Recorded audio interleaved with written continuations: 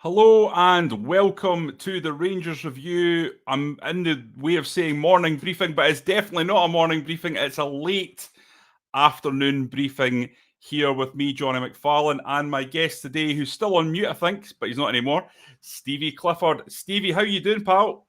Yeah, I'm doing good, thanks, mate. I'm on mute because the kids are downstairs playing, and you never know when one of them will burst in. Like a bad scene from the BBC asking Dad if they can get a biscuit. So I'm trying to avoid that scenario. And Johnny just read your Aribo article on the Rangers Review site. So obviously there's quite a bit in there. But what's happening with Aribo? Well, I think the big news in terms of what we've been reading over the last few days, I can firm up, Stevie, that indeed there is serious Premier League interest in the player. That is absolutely correct. And Crystal Palace and Fulham are the two clubs that I think are very serious, but especially Crystal Palace in terms of wanting to bring Aribo in. My understanding is at the moment, Rangers haven't had an official bid. Now, what is a bid, Stevie? What is a bid? It's a big question. It's the subject of the Rangers Review's newsletter tonight. You know, football's a face-to-face environment or a Zoom environment now. It certainly involves people talking. And the difference between an official bid and conversations is obviously stark.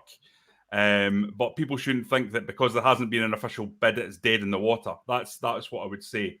But I think Rangers are in a position where they will not accept less than a valuation that they have for the player. They are in a situation where they don't have to sell anyone this summer.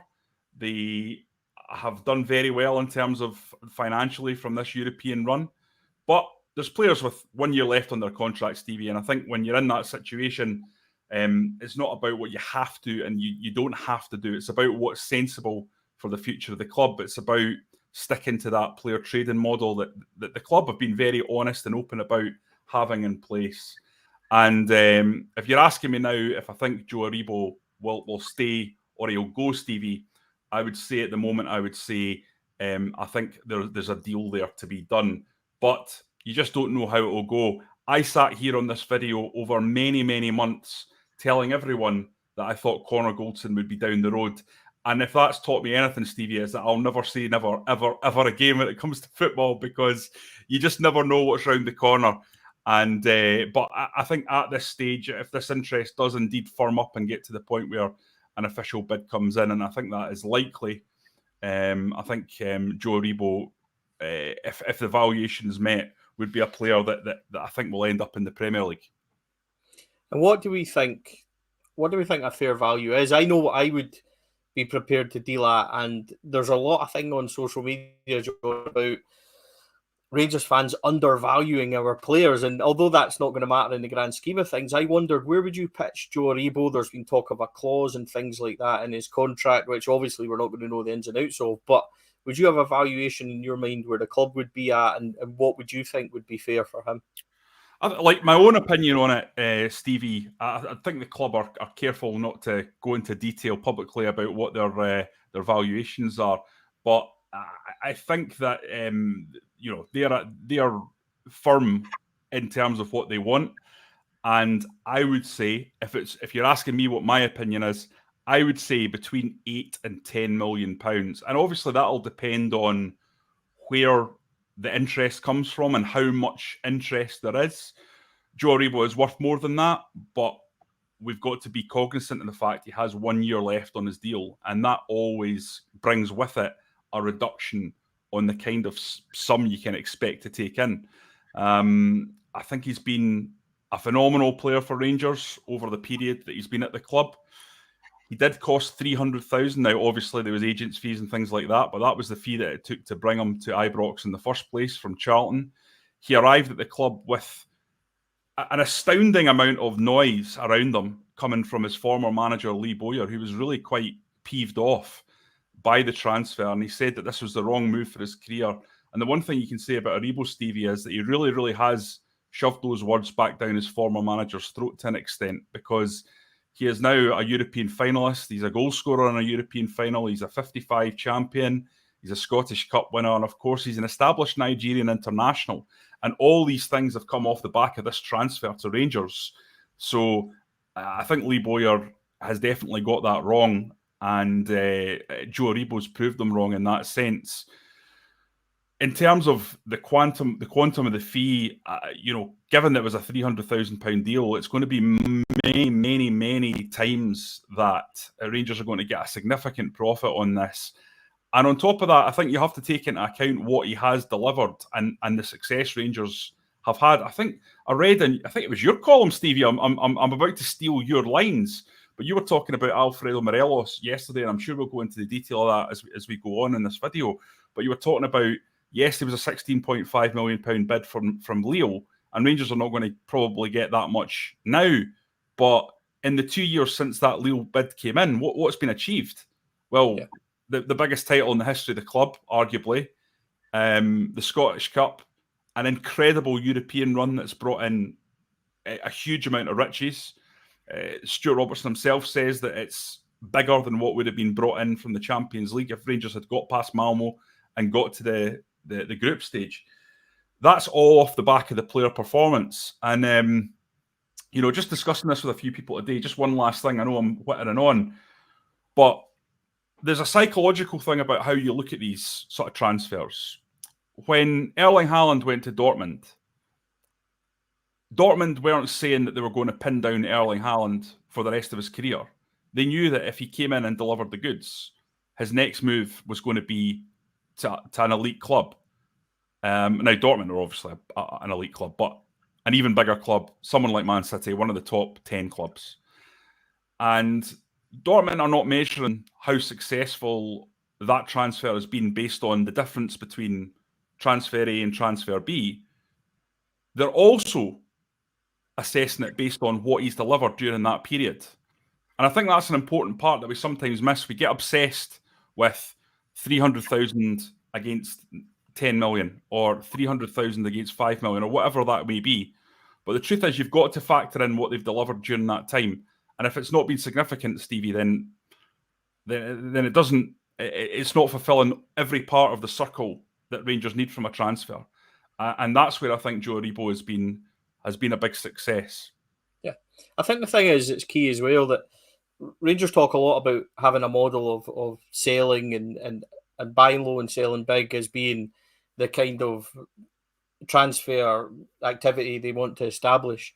This is, you use the word poster boy, and it's completely correct that we bought a guy in for a £300,000 transfer fee. We've more or less recycled him in terms of turning him into a full international. We've given him a platform. He has to take that platform. So it's not all around Rangers in terms of Joe Aribo's done that himself. He has performed. At times, he's went through some wonderful kind of spells of form, which we've seen when Giovanni van Bronckhorst first came in. He was wonderful, 6, 7, 8 weeks. There was people talking about him in the same breath as the guys in the wall behind me there. So that's how good we thought he was at the time. And he's been successful. He has delivered a league title, which he played a huge part in, Scottish Cup, and he was good in Europe, very effective ball winner, higher up the pitch, and things that we maybe don't see that we'll miss when he's not there. So if Joe Aribo goes, because it's still a big if in terms of, like we spoke about, we never know what's round the corner.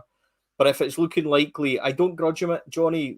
I don't grudge him his move that he wants in terms of him going to London or in terms of him going back to English Premier League. I think it's a successful thing. And I would hope that other players in the future, if they look at it and see, well, hold on, Joe Aribo came in at 300,000. A couple of years, they turned him around. They made him a winner. He won silverware, and then he got his big move down south. That's their model. It does work. It has shown to work. They're a good club to go and join. So I think that sets a nice precedent on the back of Nathan Patterson's transfer as well. So while it's never good that big players are going to move on, etc., I'm actually positive about this in terms of what it could lead to next, the money that's coming in for them. And I know people will say 8 to 10 million from England, etc., and I get it. And I said that today. In an ideal world, we'd maybe want more than that, maybe want twice as that. But we're in the last season in terms of his contract. By the end of August, he's free to do whatever he wants, in the next transfer window coming up in January. So we have to be careful. I don't think we're in the position where we can allow anyone to go out for free when that kind of money's there, especially if Gio could get that and reinvest that, hopefully, in 2 players. So that's where I am with it, Johnny. I think he's been a good player for us. I don't think he's reached his potential or peak yet, and I would hope that he would go down there and really smash it. He's produced some lovely moments when you think about, the European Cup final goal, which the Europa League Cup final goal, which could have been, the moment. But I look back into wee moments like his goal against Dundee United on the way to 55, where he smashes it in the top corner. A lovely strike. He's a really capable player. So, no, I'm looking forward in a strange way. People will say, you don't want to lose players, and I think that, but it opens up doors for us in terms of what we do with the money. Is there players then going to be coming in? Maybe we could get forward players. So it excites me a wee bit in terms of that, Johnny. Yeah, I think one of the interesting things when you talk to people in football, not just at Rangers, just in football in general, Stevie, there's a lot of factors that play into transfer performance, the level and the quantum of a transfer. And one of the factors that plays in is, have your players delivered in the past when they've made moves? What is the background of previous sales and how they've done? So, for example, a few people are saying in the comments there about Celtic getting 14 million for Ayer, but Celtic are also a club that turned over Virgil van Dijk. Now, that's just a fact. And in terms of Rangers, this is probably the first one that would be considered to be part of, because of where the club's been, part of this transfer process. You take them low, you develop them, and you sell them high. And someone like Nathan Patterson, it's really important, I think, that he goes on to have success. I'm absolutely certain he will. But players like Aribo, if they go down there, if he makes the move, if another couple of Rangers players make the move, and they have success, you will see that improves transfer fees over the long term. The example I would use for this, Stevie, would be Porto. Now, 2 or 3, 4, 5 years ago, Porto and Benfica were selling players to the Premier League for 20, 30 million, and there was a ceiling on them of that. Bruno Fernandes comes along, and he goes for, he's a special talent, there's no doubt about that. Goes for 65 million quid. Comes to Manchester United and absolutely thrashes it. Is superb. Guess what? Darwin Núñez is 100 million. It's because the ceiling has been raised of what players in the Portuguese league can go for and the success they can have. And that's something that's built up over many, many years of developing players properly. And I think that's one of the many elements that goes into player sales that sometimes we just don't really think about when we're looking at what a player might be worth. So I just thought I'd chuck that in there. I don't know if you agree with that or not, mate. It's just I do. It's fair, and I don't want to talk about our rivals too much on this show. But what I will say is they've got a history of sales, which they can maybe point to, which means that when they're dealing with Ayer or whoever it was they sold last summer, Edward, etc., then they can maybe do like a good deal. I would hope that if we're in this position, like you're saying, and it comes up again, we can move it up, like you're saying, to the next level. Yeah. So I know that some people are disappointed by that, but I also think that COVID has had a big effect on middle. How do I explain this, Johnny? Like middle transfers in terms of the bigger ones are still happening. I get that. But see the kind of 10, 20 million ones, they're not as, I think, maybe I'm wrong. Maybe somebody will come on and say that there's been more and I'll look silly. But I think it's had an effect on that kind of market. Whereas maybe a couple of years ago before this happened, we would have got more in this position. But I still think it's good business for Rangers in terms of what we've spent on them, in terms of what we bring them in. And then we've as I said, recycle for me is a kind of word that's not meaning to be derogatory because he has to take the platform. Again, I don't want to make it out that he hasn't earned it because I think he has.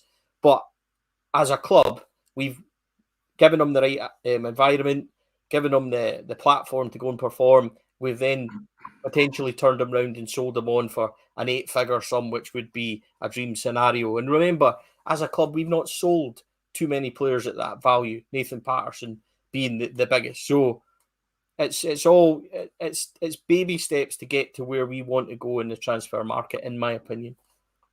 Stevie, one thing that because I'm deeply unprofessional and because Derek normally takes care of this sort of stuff, what I haven't done is I've not mentioned our sponsors. So let me take 30 seconds just to talk about the OneFootball app, which is obviously a one-stop shop for all your football news. You can go on there, select Rangers, and it will deliver you updates as and when Rangers news hits. Of course, if there's games on, it'll tell you about goals that have been scored. It'll tell you about team lineups.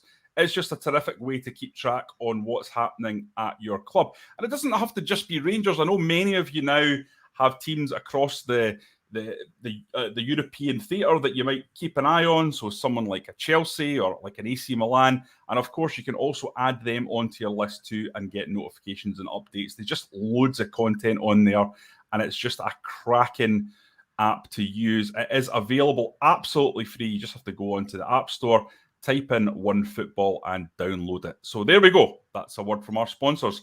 Stevie, we'll move on now. We've been talking about Joe Aribo for 15 minutes, but perhaps the man that we should move on to next, the second of the three players that's out of contract at the end of next season, and the man that you talked about in your column yesterday, Alfredo Morelos. Do you want to just touch on the themes of your column, which was absolutely excellent, and kind of give us an update on where you think you would like that situation to be at? Well, obviously it was on the back of the big news reported mainly from Spain that Sevilla were contemplating or perhaps readying an €8 million kind of bid for Alfredo. We know now that Rangers have denied that and said there was no contact and there's been no bids. I'm quite comfortable with that. I don't think there's any I think that's the truth of where we are. We always get this with Alfredo. Sometimes there's a wee bit of mischief making from agents or perhaps other people, and you've got to hope that his focus is on getting fit and returning. And to be fair to him, there's been a lot of videos on his social media and that look like he's doing exactly that. So we want to see, a healthy and fit Alfredo. On the article today, the biggest point and the first point I said is what we all want is Alfredo to sign a contract and be in the zone that he can be in, where I feel that he's possibly our best player in the team. When he's in that mood, he's the pinnacle of everything, and he can be the difference maker. So that was the first point. The second point was if he wasn't going to sign a contract, it might be now the time to look at moving him on. And it's only a personal opinion. I wouldn't sell him for €8 million. I don't think that's anywhere near. I'd be looking for 11, 12 million euro. 8 to 10 million again, Joe Aribo. I think it's in that ballpark area, but I would want add-ons or a sell-on definitely for Alfredo, because if he goes to Sevilla, I think he's the type of player that could kick on.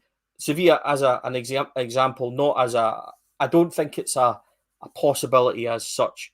Rangers are still talking to him, which we hope is going to, provide what we all want, which is a contract extension. Alfredo's a big favourite, so we know that. But I'm not as downbeat in terms of, I would have said, and I would say at this moment, I think there's more chance for Alfredo Morelos staying than there is anybody else. And I include Connor Goldson in that, who's already signed and stayed. If you'd asked me a couple of months ago, I would have been certain that Alfredo will stay. So I'm still kind of there, and I still think he will. That doesn't mean I think he'll be here the next 5 years. I just think I'm hopeful. The noises I'm hearing, I'm hopeful that he'll stay and that he's going to be one that we're looking at. The column today was based on more of a Alfredo as a pinnacle point on it, that just what I said about Joe Aribo, I don't think we're in a position where anybody can leave for free. So it might be a position where if we find out that's not going to work with a contract as a club, it might be time that we go, right, we need to make the hard decision here with regards to Alfredo's future, which would be for me looking at trying to move him on. Now, I know it's not as easy as just selling him. Players have the power and interest, but I think if it was made available, Alfredo was made available, there would be teams looking to get him and come in. He's such a top quality player. But if you're asking me, Johnny, if I was a gambling or a hopeful man, which I'm not a gambling man, if I'm a hopeful man, I still think Alfredo's got, out of the three of them, up there with Ryan Kent has been the biggest ones to stay. And if you're talking about the three of them going and we're keeping Kent, we're keeping Alfredo, Connor Golson's rejoined as an extra added bonus, Joe Aribo being the one that we might lose. I'm not saying everybody would have taken that, but Joe Aribo, controversially maybe, has a lesser impact in the Rangers team than Ryan Kent and Alfredo Morelos coming out of it. So I'm not saying it's the best move. We don't want anyone to go, to reiterate that. But I think if you get Alfredo to stay, you get Ryan Kent to stay. Joe Aribo's money may be used for somebody on the right-hand side, an attacking midfielder. All of a sudden that becomes exciting. Ryan Kent doesn't have two players on him anymore because they're too busy watching the guy on the right, etc. So this is what I hope for, Johnny. Me and Joshua talked about the need for goals and numbers in this team, and I'm excited. That's what I mean by saying I'm excited about what could happen on the back of Joe Aribo's transfer out. If we get that money and Gio manages to get a couple of players in that he wants, I'm excited about those possibilities. But on Alfredo, a sneaky suspicion that he's going to be okay. Yeah, I can tell you for a fact that €8 million, mate, is not going to cut it. It's definitely not going to cut it. We'll see how it goes. I'd actually think, if I'm being honest, Stevie, I think Seville would be a really, really good club for him. Yeah. If they were interested, if that does cement itself, and I think they would. I think his team would see that as a good move. But I'm like you. I think there's a long way to go, and I know Rangers are still very, very, very keen to retain Alfredo Morelos. Giovanni van Bronckhorst is obviously a huge fan. You can see that they really did get the best out of him. The difference in Giovanni van Bronckhorst Morelos and Steven Gerrard's Morelos was stark and immediate. And I think that we were talking about this in the video yesterday, me and Joshua, and I'll put the same question to you that Joshua put to me. Now, Alfredo Morelos has not got a great record in the Scottish Premiership. Stevie, his best goal return for a season is 17. But under Giovanni van Bronckhorst and the way he makes him a focal point and looks to get balls into the box, would you be confident that Morelos could go and really smash that next season if he remains? Yes, and here's another controversial statement around Alfredo Morelos and something that I've said, and people, I can already feel people going to come at me for this, Johnny. Alfredo Morelos hasn't had a solid season at Rangers yet. He's very much been bits and pieces here and there. 6 months, a burst of incredible kind of form, and he does that in spells, like the season where we won the league. After the turn of the year, he carried us through quite a lot of games. I'm thinking about Aberdeen away when he got his couple. He made the big difference in the Old Firm when like Beaton got sent off, and he's able to bring big moments. And I think that if he became that kind of player under Gio that he was when Gio first came in, he had a real burst of form December into January time before he then unfortunately began to get the effects of the injury. If you can get that, but also this is where I'm excited. It goes back to what I said slightly before. If all of a sudden Alfredo Morelos wasn't the only threat, if we had other options, Gio was bringing in a right winger, attacking midfielder, Ryan Kent coming in off the left, there would be less pressure on these guys. So the possibility that Alfredo Morelos gets more space, more chances, more type of play that he likes from those type of players, we become a better team. And then all of a sudden, 17 goals for Alfredo Morelos in the league, it's not unbeatable. Alfredo goes on one of those runs and we manage to sustain it. You've got a potential of a player, hopefully, that can hit 25. I've got Walter Zenga telling me that Bruno Fernandes was at Lisbon. Now, I know that. I was talking about Portuguese football in general, but if I said that he was at Benfica or whatever, I apologise. Hold my hands up on that one.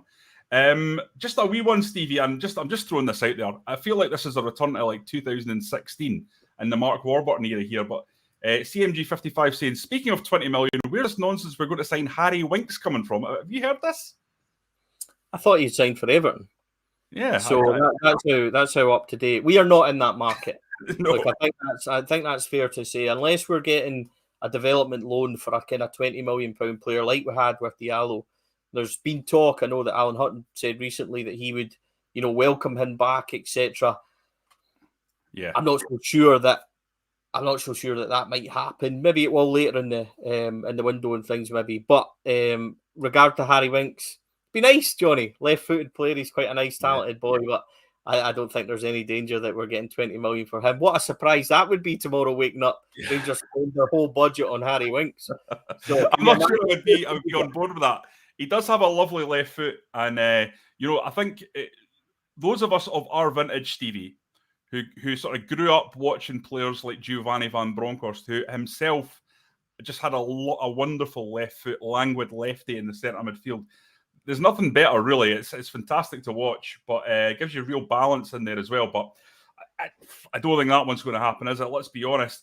In terms of just the general feeling around this window, Stevie, I may be wrong, but I'm suspecting that the sort of temperatures rising a little bit in this pool that we Rangers observers float along in. I mean, it's June 24th, mate. I mean, are we getting a little bit ahead of ourselves here? I mean, I understand there's a desire to see instant changes and react to the failure to win the league. But the more I look back on that season coldly, dispassionately, Stevie, you're looking at it from a point of view of just the hard facts of it. You're looking at a game against Dundee United when Rangers had an expected goals of 4 and scored 1, missing chance after chance. And then Fashion Sakala hits the inside of the post at Celtic Park.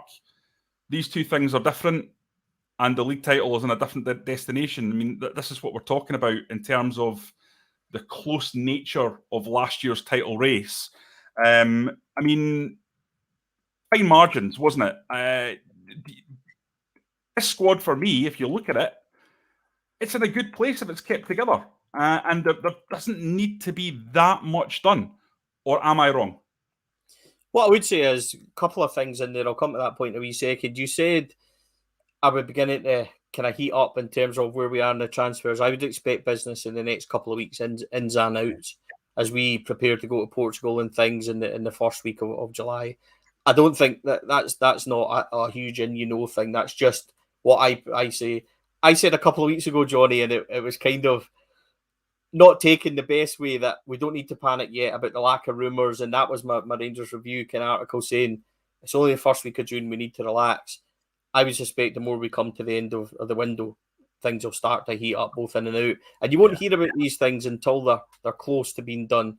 So that's one thing I do kind of like. I know people enjoy rumours and that, but having been there before and been in the middle of all that, I like just being told, done, dusted, he's coming in. So I'll look forward to that in the next couple of weeks. I do think we'll get a couple of faces in and out. So in terms of this squad and where we are, I would have told you back in February and told you back in March, and I did on columns and things, that I think that this team needs to be ripped up. It had somewhat of a resurgence in terms of player performance, in terms of Giovanni van Bronckhorst getting more out of that squad. He was very much enclosed in 14 to 16 players. Then he opened it up slightly. Stephen Davis came back in. Scott Wright came back in. Both of them made an impression. And I think that slightly changed Giovanni van Bronckhorst's stance in terms of where he might think we are this summer. Rangers will go for quality instead of quantity, and I think that's really important. I don't think we're looking at 6 in. I think we're looking at 2 or 3 in that can immediately go into the first team and start. And if we get that, Johnny, then I think we're in a really good position, because we talked about this with Joshua on the Rangers Review on Monday or Tuesday when I was on with him. I think defensively we're really solid with lots of options. I think defensive midfielder with loads of options as well. It's that front 4 where I think beyond your kind of back 4 and your 2 sitting midfielders, if they're doing it that way, the kind of more advanced midfielders up for grabs, especially if Kamara and Aribo are going. You're looking at Hadji and Lowry coming in there that can provide the options. Maybe somebody else, if he's looking the right side and a forward. We get them numbers in, people that can all of a sudden produce them moments, produce those goals, it's going to be close and it's going to be a good title race. It was fine margins last year, and I think that's fair, but I'm not one of those ones, Johnny, hate to be unstaunch and say this, that say that we handed it or we threw it away. If a team win 30 games or whatever, unbeaten and what they did, then fine. Sometimes you have to say, I don't like that when we won 55, everybody said Celtic threw it away. I don't believe that's the case. We've got to be better. We've got to be more consistent in the games out with Old Firms. And I think that's a big point. We need to add numbers. We need to add goals. If we get that, I'll be pretty confident in where we are and where we are as a team. The Scottish Cup win was really big for me, not only mentally for this group of players, but as a base for Giovanni van Bronckhorst. I know how much the players like him. They already speak about him being a tactical wizard and things. Remember, John Lundstrom actually said that. He said he loves the tactics. Alfredo Morelos is really happy, speaks Spanish and gets on better. I think there's a better harmony in there. I don't think we'll see the same stuttery start under Gio that we might have seen last summer due to a wee bit of fatigue. If we could get those faces in, those numbers, those goals, 2 or 3, Johnny, that's where I am in terms of what this team needs. Yeah, I understand that the players... there'll always be the 1 or 2 who doesn't agree with this, but I think the players really have taken to Giovanni van Bronckhorst. I don't think they necessarily did it first, Stevie. I think it took a little bit of time, replacing Steven Gerrard. He's got a completely different managerial style. He's much more relaxed, much less intense.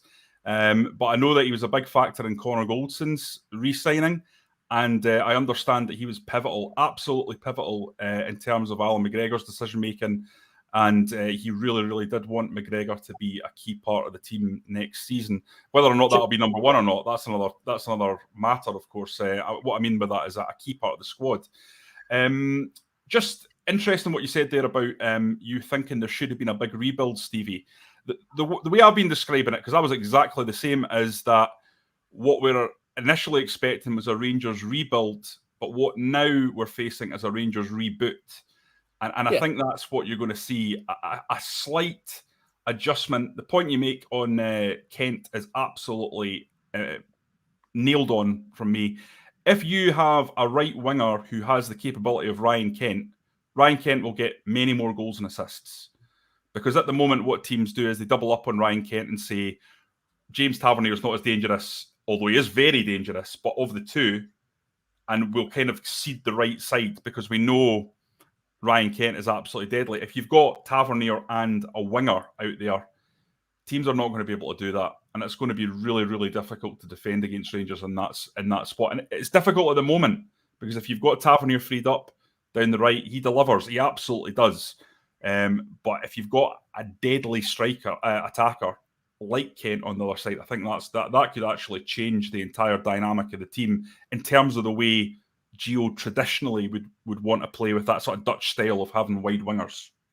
I also think as well that, see, in terms of if we're looking for somebody to replace it, and which is fair to say I think we are, without kind of going into names and people that have been linked, if we're looking for that certain type of striker that can bang in 12 to 15 goals, you'll see a different side to Alfredo Morelos as well, because we're not then so focused on him. There might be games where Alfredo, he might not like it, but he doesn't necessarily have to play these games, and we'll see a fresher, more energetic side of Alfredo Morelos. I think there's an argument to be made that he has, for 4 or 5 seasons, always been the main man that we've looked to.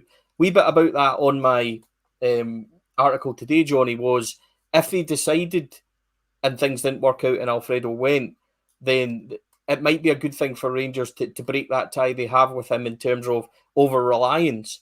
Yeah. That can also be the same as if they get in another option and all of a sudden Alfredo Morelos is fighting for his place a wee bit. But as a team, we're not always playing for Alfredo Morelos. If he's not working out in a game, we can bring on option B. Then you've got Kamar Roof and you've got other options there as well that can come in. Hadji coming back, Alex Lowry breaking into the team, and I think you'll see a lot more of him as well. He's a real goal threat. You know, he carries that type of thing we're looking for, ironically. So already, I think we're stronger if you kind of look at it that way. That's why I think that reboot's a good thing to say. 2 or 3 in terms of, but 4 or 5 months ago, Johnny, I would have told you 6, 7, 8. So It has developed. I think Gio's also changed his style. You mentioned something about maybe not working at the start. I thought we were very defensive at the start. I think Gio's went full circle. I think this squad, the way we play, prefer to destroy and carry games and take games to teams. And I think that Gio's maybe adapted and liked that a lot more. So I'm more comfortable with we are. As I said, I'm really happy with the Scottish Cup win. I think that could be huge, and I'm hoping that that'll be a real platform for everybody. Give me a couple of bodies and some good goal scorers, and I'll be ready to go. And final point, Stevie, before we wrap this up, it just occurred to me as you're talking about it. You know, we know Joe Aribo's best position. Well, I certainly feel his best position is number 10. If he was just imagine he's to depart, you've still got Hadji and Lowry there.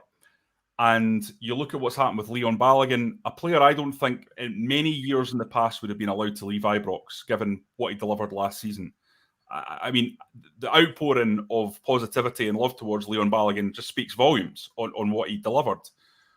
But at the same time, you've got such a talented young kid coming through in Leon King. And it's great from my point of view, because I've been banging on about it for years, that Rangers need to have a proper pathway. And I think they've got 2 youngsters there in King and Lowry that actually really, really do have the talent and have kind of shown in the small amounts that they've been given that they have the potential to be Rangers players. And that's a big step up. But I think the club need to be really doubling down on that strategy. And it looks to me like they are. They are leaving those places. Now, there may be a number 10 that comes in, Stevie. You know, I'm not aware of that. But it gives me great confidence that Alex Lowry's there.